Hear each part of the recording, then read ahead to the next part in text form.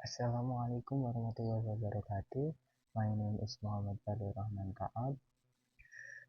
Now, I'm going to explain about some key concepts, so some key principles in language learning assessment. Mm, let's get started. The first types of test item validity. Validity refers to whether a test actually measured what it is supposed to measure. There are three main types of validity.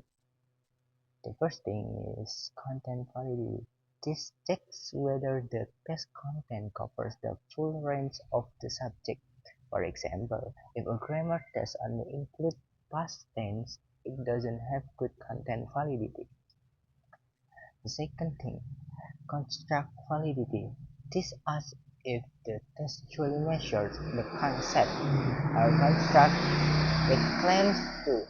For example, if a vocabulary test also depends too much on reading speed, it may not have strong construct validity. The third thing, criterion-related validity. This compares the test to other well-known tests or results.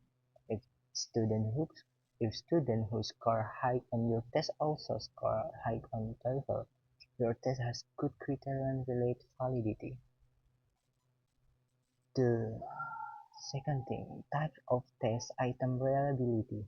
Reliability means consistency. If a test is reliable, it gives stable and consistent result over time. Here are three types. The first, test retest. Reliability. If the same person takes the same test again, they should get a similar score. The second, iterator reliability. If two different teachers grade the same essay, they should give similar scores. The third, interact consistency. All items on the test should measure the same thing. If one question seems unrelated, it can lower consistency. The third, achievement test. Uh, An achievement test measures what learners have already learned, usually after a lesson, unit, or course. Examples including end-of-unit quizzes, midterm or final exam, standardized tests like a TOEIC. It's different from a placement test, which checks what you already know before starting a course. The fourth, validity calculation. To calculate validity, teachers or researchers often use statistics like correlation.